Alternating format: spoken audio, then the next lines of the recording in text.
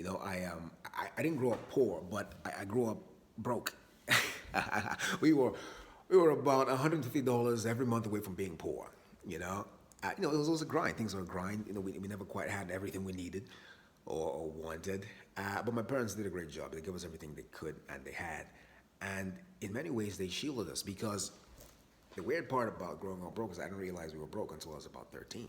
That's when I realized we're broke. Something is different here.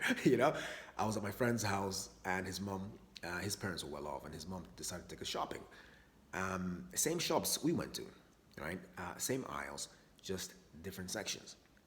And that was weird to me because I was used to going to a store and being limited to one aisle or one section of the aisle, right? The generic stuff.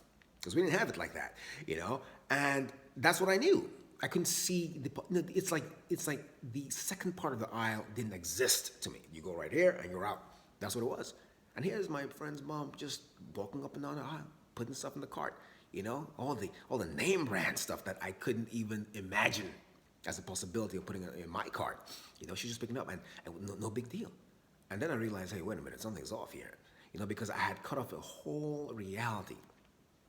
The whole reality of possibilities. I cut that off for myself because I was conditioned. That's what being poor or being broke would do to you. You have to limit certain things. And here's how deep that thing runs. Even when I got a bit older and I could afford stuff, right? There was a store called Heinen's. We called it the rich people store, as a store for rich people. So we would avoid that store like the plague. We had no business in there, so it wasn't even a possibility for us. And even when I had money, I wouldn't go in there. I wouldn't go in there. I finally walked in that store one day when I was probably about 16 or so, maybe 15 or 16, and I bought something, and I promised myself, I said, this will always be a possibility for me. This will always be a possibility for me. But that's how deep it ran. I had the money and I still wouldn't go in because I was already conditioned, right, to exclude that reality as any kind of a possibility for me. And isn't that what happens in life? Isn't that how life is? Things happen to you. You get into certain environments, right, where you came from, what happened to you, and all of a sudden, 15 years later, 20 years later, you still can't move past that. I mean, you think you have, but you actually really haven't because subconsciously you can't move forward, right? You can't see yourself happy. You can't see yourself in a vulnerable situation because of what happened to you, right? The possibility of you being genuinely happy and trusting doesn't exist. The possibility of you being genuinely confident is not real for you. It's not real because somebody told you you weren't enough back in the day. So right now, 20 years later, you're still harboring that thing. Subconsciously, it's limiting you. It's preventing you from seeing yourself in a certain position. And that's crazy because reality, actually, let me talk to you about the future. The future is nothing more than a reincarnation of your thoughts. Think about that. The reincarnation of your thoughts. The quality of your thoughts determines what kind of future you're going to have. Right? That Tesla you saw drive down the street last week, that was somebody's imagination. Somebody thought about that, right? And put some feeling toward that. The light that lights your house right now, that wasn't somebody's idea. That was somebody's imagination. Somebody thought about that thing. And the emotion they had for that thing drove that thing. The phone you're watching this with, somebody thought about that. Somebody created that thing in their imagination, right? Yeah, there are multiple pieces in there, but each piece somebody thought about. It was in somebody's imagination, right? It was in somebody's imagination and the emotion they had with that. So imagination and emotion is creating reality. Right? Reality is one part imagination, and I guess about 5 parts emotion. Right? I'm serious about this stuff, and you have to stop and think about this because the reason.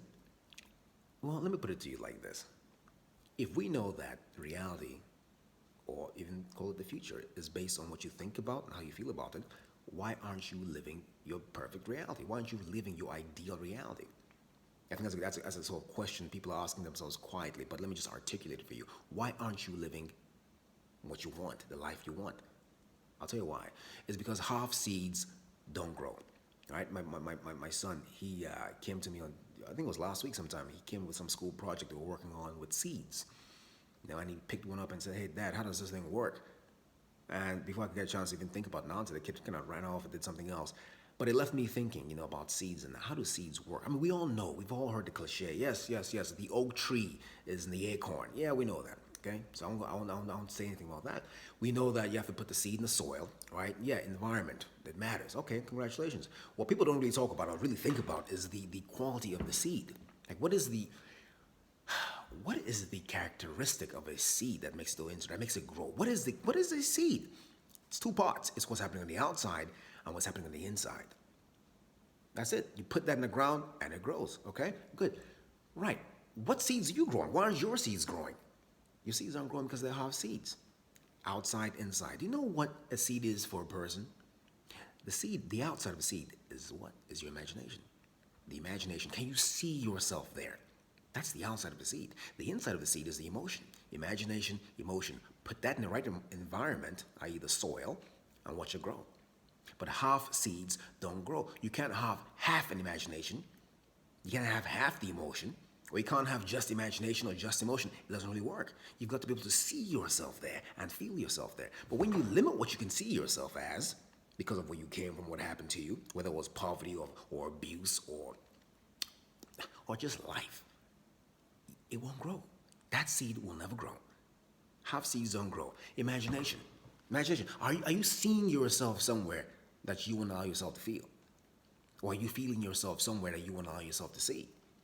Right? You feel yourself as being loved, wanted, needed, cherished, desired. Right? You want that. You feel that. But you want to allow yourself to see yourself in a long-term, meaningful relationship. Because the last time somebody told you they loved you, they needed you, they wanted you, they desired you, they broke your heart. They walked away. So you won't let yourself see that relationship, but you feel the feeling. Right? Are you seeing something that you won't let yourself feel? Right? You're seeing yourself. You want to have $1 million and run your own business. Great. But have you ever felt what it's like to have $1 million and run your own business? Let me tell you, it's not what you think. It's not what you think. All right? Half seeds. Half seeds. Half seeds. Those things don't grow. So you want full seeds. You want full seeds. You want to put yourself in a position where you can see it and you can feel it. See it and imagine it and feel it. Allow yourself to imagine. You have to use your imagination, all of your imagination. Some people use their imaginations the way, it's like the kind of people who buy smartphones just to make phone calls. A phone call is the least of the things a smartphone can do. All right? My entire office is on my smartphone. People are shooting entire motion pictures on smartphones. But people use their imaginations like that. Right? Small, tiny things. Like, well, what am I going to cook for dinner today? Right? What's next weekend going to look like? That's what they see. I'm saying you can use your imagination for a lot more, something bigger, something massive. That's how Teslas show up, right? That's how iPhones show up. How are you using your imagination? Because if you can't see yourself there, I mean, really allow yourself to see yourself all the way there and attach that feeling to it, it's never going to grow, right? You got to feel yourself, allow yourself to feel completely. What would it feel like to actually have that new job? You know what? It's not about the job, it's about the feeling of security. I would feel secure. I would feel accomplished. I would feel proud, right? Feel that and then see the job. Those two things go together. That's how you create a full seed.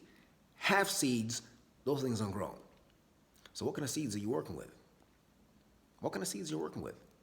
See, I'm talking to you about the inner game, to be able to see yourself somewhere. What's preventing you from that? There's inner work there. You know, to be able to feel yourself, to allow yourself to fully feel yourself there. What's preventing you from that? All right, there's inner work there. So these are the things, right? Half seeds don't grow. You gotta think about that. I hope you guys do something with that. My name is Angelo, and I'm the Motivator.